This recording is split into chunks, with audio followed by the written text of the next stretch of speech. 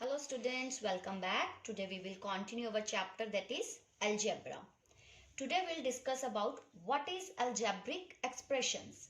Algebraic expressions क्या होते हैं? Algebraic expressions is the collection of constants and literals connected by one or more signs of operations that is plus, minus, multiply, division. आपके algebraic expressions क्या है? Collection है constants की और literals की. फॉर एग्जाम्पल देखिए यहाँ पर एक एग्जाम्पल है that is x square minus 5y plus 3. इस इक्वेशन के अंदर आपके वेरिएबल्स क्या हैं? x एंड y आपके वेरिएबल्स हैं. 3 is a constant. It's a collection of constants and literals. Literals हो गए आपको मैंने बताया था वेरिएबल्स एंड लिटरल्स एक ही बात है. आप चाहे वेरिएबल्स लिखिए whether you can write them literals. ठीक है, literals and variables is the same thing. ठीक है, अब इस इक्वेशन के अंदर वेरिएबल्स हैं मींस लिटरल्स भी हैं x और y. ऑल्सो यहाँ पे कांस्टेंट है 3 एंड वन और मोर साइंस ऑफ ऑपरेशंस. जैसे कि यहाँ पे दो ऑपरेशंस हैं that is negative sign and positive sign. तो इन एक्सप्रेशंस को हम क्या बोलते हैं? This is a algebraic expression. Let's come to the next topic. Your next topic is the terms of algebraic expression. आप एक algebraic expression की terms को कैसे देखेंगे? For example, मैंने यहाँ पे एक example लिया है that is 2x square minus 3x cube plus 4. सबसे पहले terms होती क्या हैं? What do you mean by the terms? Terms are the several part of expression separated by positive or negative sign. मतलब हर part इस expression का this is a complete expression. इसका हर part जो पॉजिटिव या नेगेटिव साइन से आपने separate किया हुआ है, अलग अलग किया हुआ है, दीज आर द टर्म्स. तो अब हम इस एग्जांपल को देखते हैं. इस एग्जांपल में आपकी नंबर ऑफ टर्म्स कितनी है? नंबर ऑफ टर्म्स कितनी है? यहाँ पर देयर आर 3 टर्म्स. ठीक है, देयर आर 3 टर्म्स. और टर्म्स हैं कौन कौन सी? अभी मैंने बताया सेवरल पार्ट ऑफ एक्सप्रेशन मतलब हर अलग अलग पार्ट इस एक्सप्रेशन का जिसको हमने पॉजिटिव या नेगेटिव साइन लगाकर अलग अलग किया हुआ है. Every part is a term. तो इसकी टर्म्स कौन कौन सी होगी? First term is 2x square. ठीक है, 2x स्क्वायर इसकी क्या है? एक टर्म है. नेक्स्ट क्या है? माइनस 3x क्यूब, ये भी एक टर्म है. Next is 4. ठीक है, तो अब इस एक्सप्रेशन के अंदर कितनी नंबर ऑफ टर्म्स थी? There are 3 number of terms. This is first, this is second and this is 3. तो इसके अंदर 3 नंबर ऑफ टर्म्स थी. और टर्म्स थी कौन कौन सी? 2x स्क्वायर, नेक्स्ट आप साइन भी साथ में लेंगे, माइनस 3x क्यूब और 4. There are 3 terms. Next topic is a coefficients. Okay, coefficients क्या होते हैं? In product of numbers and literals. मतलब जो आपका नंबर्स का और लिटरल्स का आपस में प्रोडक्ट होता है. Any of the factors is called coefficient of product of other. Means मैंने आपको कल हमने किया था जैसे अब ये 5xy है, इसके फैक्टर्स क्या हैं? 5 multiply x multiply y. These are the factors. किसी भी नंबर के किसी भी एक्सप्रेशन के फैक्टर्स कौन से हैं? Each constants and literals. These all are the factors. ठीक है, तो किसी भी प्रोडक्ट ऑफ नंबर्स और लिटरल्स में हर कोई एक दूसरे का क्या रहेगा? कोएफिशिएंट रहेगा. अब जैसे एक एग्जांपल लेते हैं 5xy. 5xy में क्या है? 5xy में अगर मैं आपसे पूछूं कोएफिशिएंट ऑफ xy, इस xy का कोएफिशिएंट क्या है? इट्स कोएफिशिएंट इज 5 जो इनके साथ वाली टर्म है. If I ask about coefficient of 5x, 5x को ले लूं, अब मैंने y को छोड़ दिया तो कोएफिशिएंट ऑफ 5x क्या हो जाएगा? y हो जाएगा. सिमिलरली कोएफिशिएंट ऑफ 5y, अगर 5 और y का 5y का कोएफिशिएंट क्या रहेगा आपका? x. मतलब ये जो इनके नंबर्स और लिटरल्स का आपस में प्रोडक्ट है, जैसे 5 एक नंबर है, xy लिटरल्स है, इनका आपस में एक प्रोडक्ट है. प्रोडक्ट करके क्या बन गया? 5xy. Any of the factors, इन्हीं के जो फैक्टर्स होते हैं वही क्या होते हैं? ये एक दूसरे के कोएफिशिएंट रहेंगे. अब जैसे कि इन 5xy में आपका न्यूमेरिकल कोएफिशिएंट कौन सा है? न्यूमेरिकल कोएफिशिएंट क्या है? 5 है. और लिटरल कोएफिशिएंट कौन से हैं? xy है. Let's come to the next topic. Our next topic is like and unlike terms. Students, like terms कौन सी होंगी? 2 और more terms having the same algebraic factors. आपको मैंने अभी बताया था कि आपकी टर्म्स क्या हैं और उनके फैक्टर्स क्या हैं. मैंने एक एग्जांपल लिया like X square Y, X Y square, Y square X, X Y. सबसे पहले आप क्या करेंगे? इन टर्म्स के, दीज आर द टर्म्स, ये सारी आप अलग अलग क्या है? टर्म्स हैं. हर टर्म के आप फैक्टर्स लिखेंगे। इसके फैक्टर्स क्या होंगे, x into X into Y. इसके फैक्टर्स होंगे x y y। इसके भी फैक्टर होंगे y y और x। इसके फैक्टर्स हैं x and y। Her term के आपने क्या किया, फैक्टर्स लिखे। अब हमें देखना है कि किस वाली टर्म के फैक्टर्स सेम है। अब इसमें 2 टाइम्स x है, 1 टाइम y है। यहाँ पे भी 2 time y 1 time x same नहीं है। यहाँ पे 2 टाइम y और x। तो आपकी जो लाइक टर्म्स हो जाएंगी, लाइक टर्म्स क्या होंगी, this one X Y square and Y square X, क्योंकि इन दोनों के जो आपके फैक्टर्स हैं वो सेम है। तो जिनके फैक्टर्स आपस में सेम होंगे, 2 और more terms having same algebraic factor, जिन भी टर्म्स के फैक्टर सेम होंगे वो आपकी होंगी like terms. If I talk about unlike terms, तो डेफिनेटली जिनके फैक्टर्स सेम नहीं है वो वाली टर्म्स आपकी क्या हो जाएंगी, अनलाइक टर्म्स। सो इनके फैक्टर्स अलग अलग हैं, एक्स एक्स वाई, तो ये वाली आपकी अनलाइक हो जाएंगी। These two will be your like terms. Let's come to the next topic, that is how we find the value of the algebraic expressions. आप किसी भी अलजेब्रिक एक्सप्रेशन की वैल्यू कैसे निकालते हो, ठीक है। Suppose here is example that is 2a + 3b - c, और आपको वैल्यूज दी गई हैं, a की वैल्यू 3, b की वैल्यू -4 एंड c की वैल्यू -2। रिप्लेस करेंगे हम each literal by its value. हम ये जो लिटरल्स हैं, आपके लिटरल्स कौन से हैं यहाँ पर, a b और c, आपके ये 3 लिटरल्स हैं। आप उनको रिप्लेस करोगे बाय द गिवन वैल्यूज। आपको जो इन लिटरल्स की a b c की वैल्यू गिवन है, हम उस वैल्यू को इन लिटरल्स की जगह पर पुट करेंगे, रिप्लेस करेंगे, क्योंकि लिटरल्स की जगह पे आप क्या पुट कर दोगे, उनकी वैल्यू पुट कर दोगे, ताकि हमारे पास एक न्यूमेरिकल एक्सप्रेशन मतलब एक आंसर आ जाएगा। इस प्रोसेस को, दिस प्रोसेस ऑफ रिप्लेसिंग मतलब लिटरल्स की जगह पे उनकी वैल्यू पुट करना।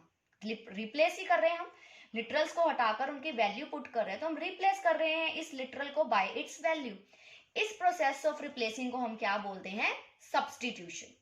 Sometimes you will get questions की by substitution process solve these questions, मतलब सब्स्टिट्यूशन मेथड से अगर आपको क्वेश्चन सॉल्व करना आ जाता है, तो इसका मतलब ये होता है कि आप इन लिटरल्स को उनकी वैल्यू से रिप्लेस करेंगे।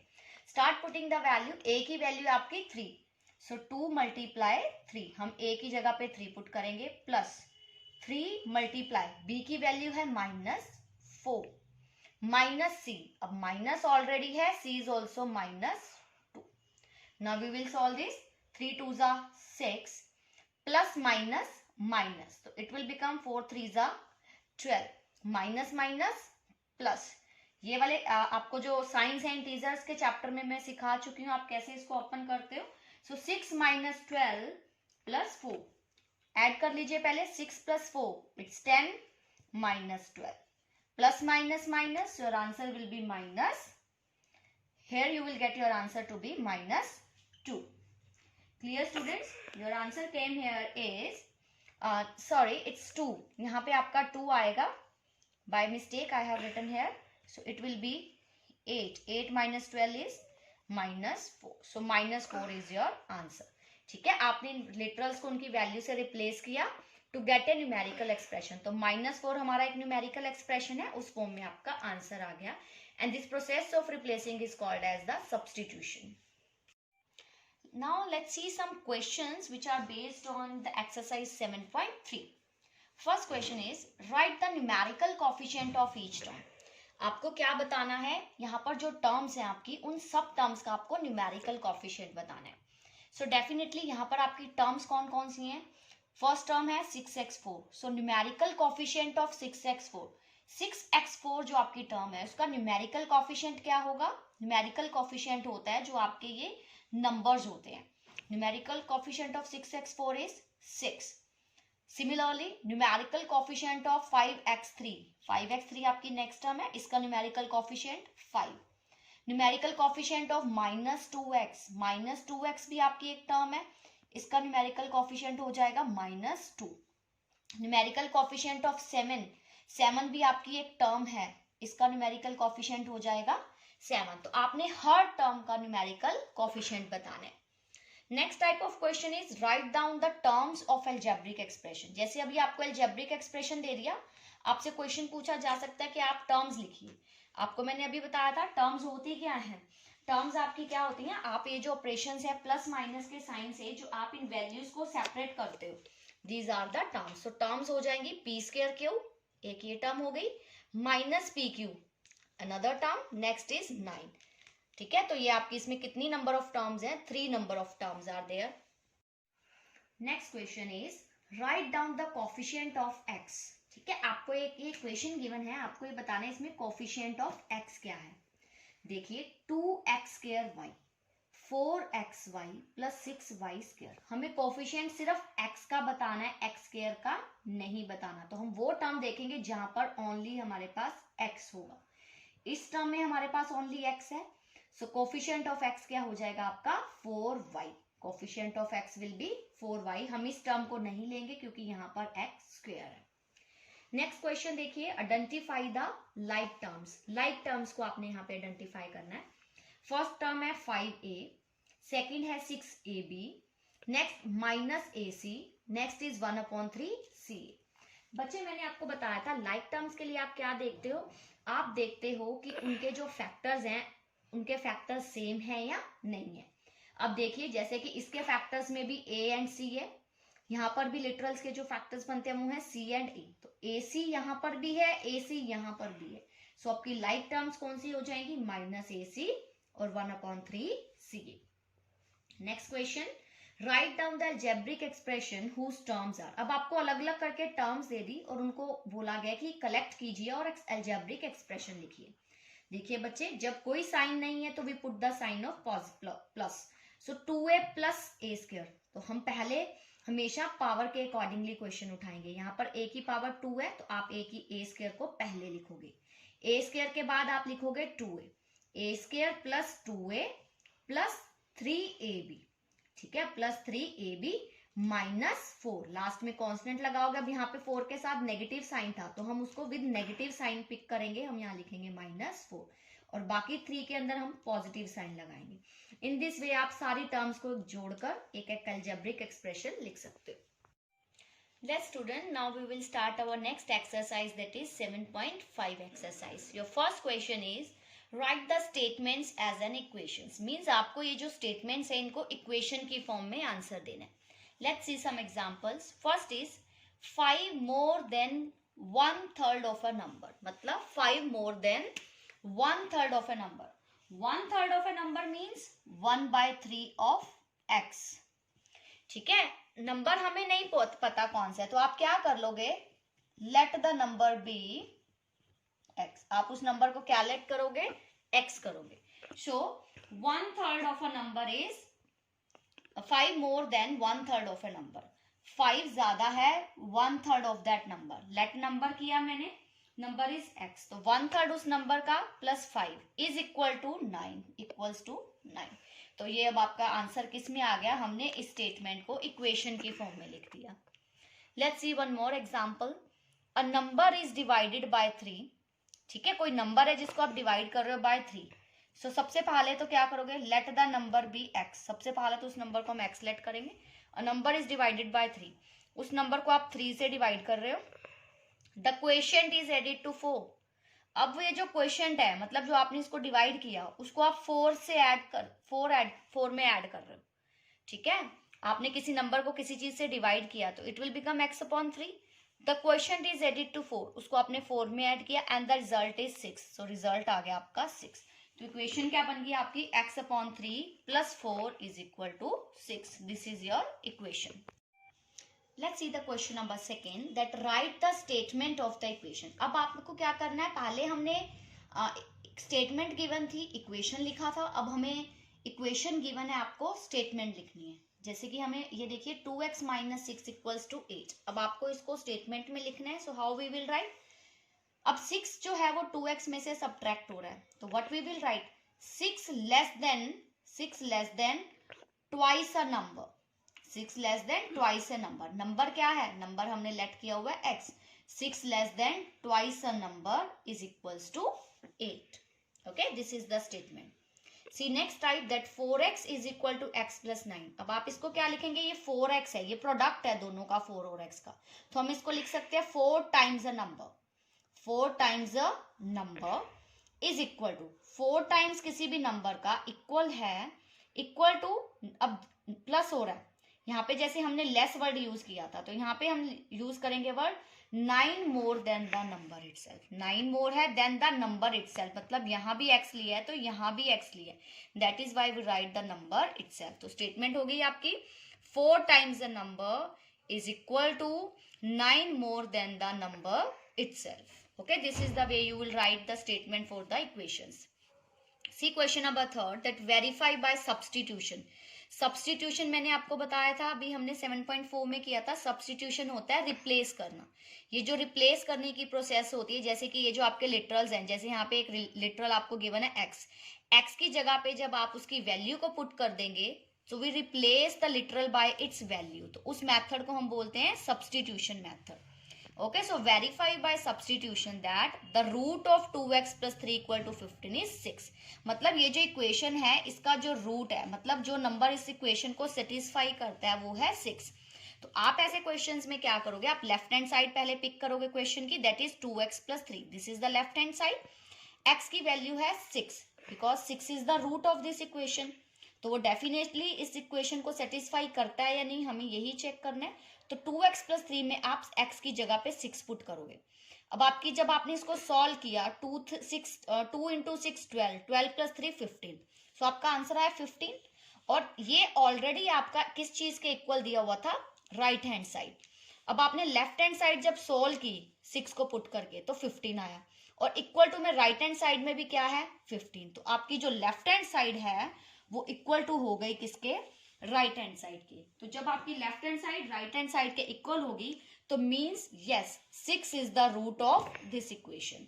तो आप लास्ट में लिख सकते हो कि जो इस इक्वेशन का रूट है, सो आप लास्ट में ये लिख सकते हो कि root of equation 2x plus 3 equals to 15 is 6। ये आपको चेक करना था कि क्या ये रूट है या नहीं है। अगर ये नहीं आता इक्वल तो ये जो नंबर है this is not the root of this equation. Root of the equation मतलब ये है कि जो आपको वैल्यू दी गई है लिटरल्स की, क्या वो इस इक्वेशन में पुट करने के बाद लेफ्ट हैंड साइड और राइट हैंड साइड आपस में इक्वल आती है या नहीं। अगर लेफ्ट हैंड साइड और राइट हैंड साइड आपस में इक्वल आ जाती है तो yes this number is the root of this equation. अगर इक्वल नहीं आती तो that number is not the root of the given equation.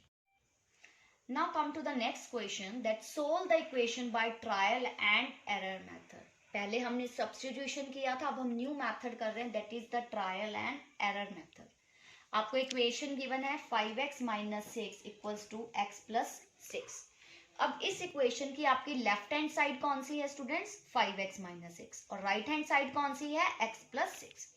Trial और एरर मेथड में आप क्या करते हो, आप डिफरेंट वैल्यूज ऑफ x पे इन इक्वेशंस को चेक करोगे कि जब तक आपकी लेफ्ट हैंड साइड और राइट हैंड साइड इक्वल नहीं आती तब तक आप उस इक्वेशन को सॉल्व करते रहेंगे। फॉर एग्जांपल देखिए, सबसे पहले हम लेते हैं x की वैल्यू 1। लेफ्ट हैंड साइड क्या है आपकी इक्वेशन की, 5x minus 6। अब हम x की वैल्यू पहले 1 पुट करेंगे यहाँ पे, so 5 multiply 1 minus 6, what's your answer, this will be 5 minus 6, answer आ गया आपका -1 यहाँ पे। अब राइट हैंड साइड में आप x की वैल्यू 1 पुट करेंगे, सो 1 plus 6, ये आ गया आपका 7। Left hand side -1, right hand side 7, तो ये दोनों आपकी नॉट इक्वल आएंगे। नेक्स्ट वैल्यू पे चेक करो, x इक्वल्स टू 2। अब हम 2 पुट करेंगे जहां पर x है, सो 5 multiply 2 minus 6। अब x की वैल्यू पे क्या पुट किया मैंने, 2, क्योंकि x की वैल्यू 2 ली। अब ये हो गया 10 minus 6, 10 minus 6 है तो आपका आ गया आंसर यहाँ पे 4। लेफ्ट हैंड साइड में अगर x पुट 2 पुट किया तो हमारा आंसर आ गया 4। अब राइट हैंड साइड में भी आप पुट करेंगे x की वैल्यू 2, क्या आ जाएगा, 2 plus 6 क्या आ जाएगा स्टूडेंट्स, 8।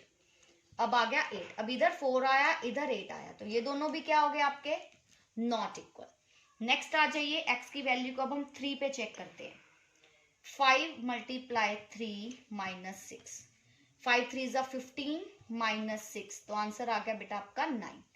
क्या आ गया लेफ्ट हैंड साइड सॉल्व करके 9।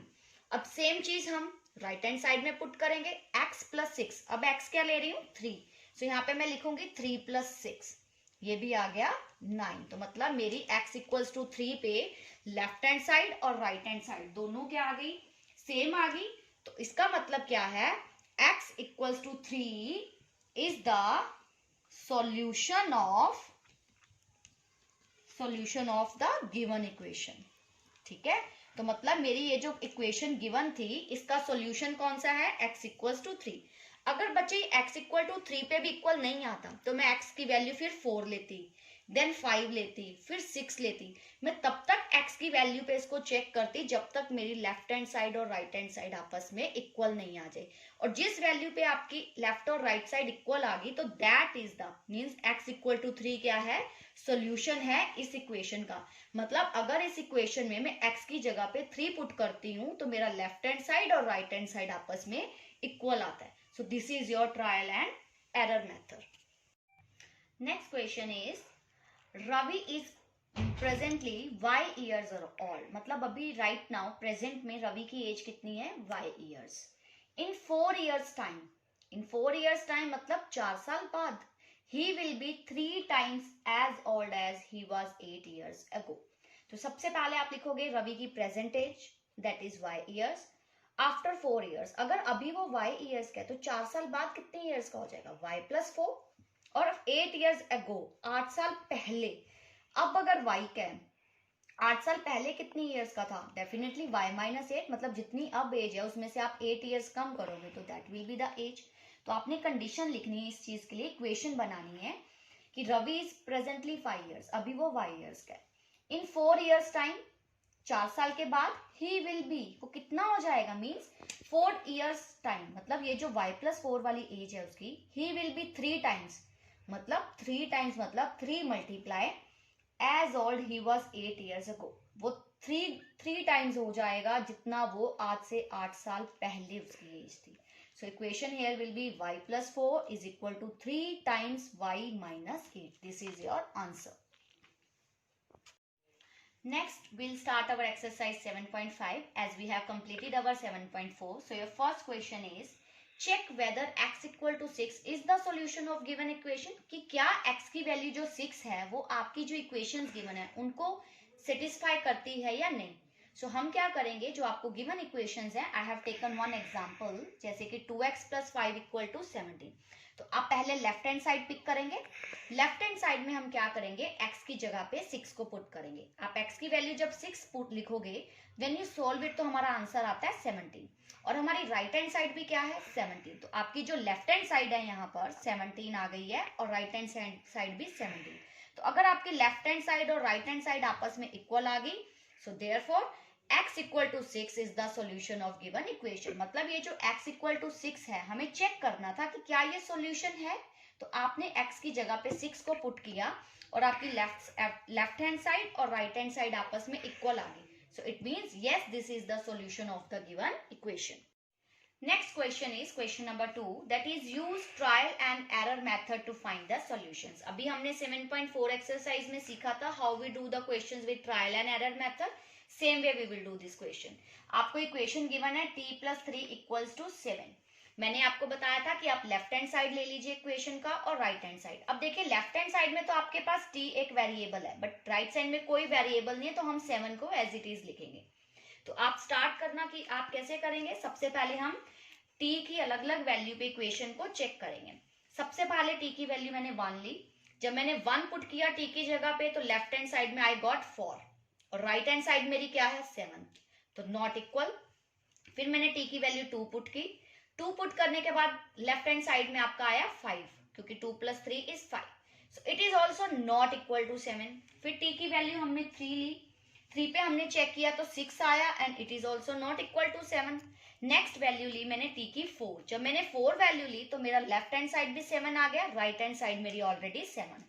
तो लेफ्ट हैंड साइड और राइट हैंड साइड जिस वैल्यू पे ये दोनों sides left hand side right hand side equal होगी, it means that is the solution of the given equation. मतलब अब t इक्वल्स टू जो 4 है वो is the solution of given equation.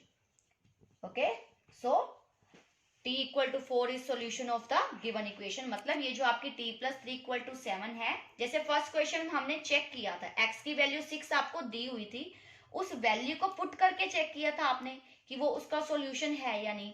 Trial and error में आप क्या करते हो, 1 से लेके आप वैल्यू चेक करना स्टार्ट कर देते हो। जिस वैल्यू पे वो इक्वेशन को सेटिस्फाई कर जाता है, means left hand side right hand side equal आ गई, तो मीन्स वो नंबर आपका क्या होता है, सोल्यूशन होता है गिवन इक्वेशन का। Next question is solve the equation by transposing the numbers। अब हमारा नेक्स्ट मेथड कौन सा है, ट्रांसपोजिंग द नंबर्स। बच्चे आपको इक्वेशन गिवन है that is x by 4 plus 6 equal to 11। Transposing का मतलब क्या होता है, ट्रांसपोज का मतलब होता है किसी भी टर्म को लेफ्ट हैंड साइड से उठाकर राइट हैंड साइड ले जाना और उसका साइन चेंज करना, जो हम नॉर्मली भी इक्वेशन सॉल्व करने में करते आ रहे हैं। सो इस क्वेश्चन में आप क्या करोगे, ट्रांसपोजिंग 6 टू अदर साइड। मुझे पता है कि इस टर्म के साथ x है, तो डेफिनेटली मैं इस 6 को क्या करूंगी, लेफ्ट हैंड साइड से ले जाकर राइट हैंड साइड में सब्ट्रैक्ट कर दूंगी, क्योंकि ये पॉजिटिव की टर्म है, तो उधर जाके क्या हो जाएगी, -6। So we will do the transposing 6 to other side. Transposing मतलब 6 को आप एक तरफ से ले उठाकर, मतलब लेफ्ट हैंड साइड से उठाकर आप राइट साइड में ले जाना और उसका साइन चेंज करना। So what it will become, x/4 equals to 11 - 6। 11 - 6 करोगे यू विल गेट 5। अब देखिए x/4 इक्वल टू 5। अब इसको सॉल्व करना है। मुझे पता है कि 4 अगर डिवीजन में है तो वो इक्वल टू के उस तरफ जाएगा, तो वो मल्टीप्लाई में हो जाएगी टर्म।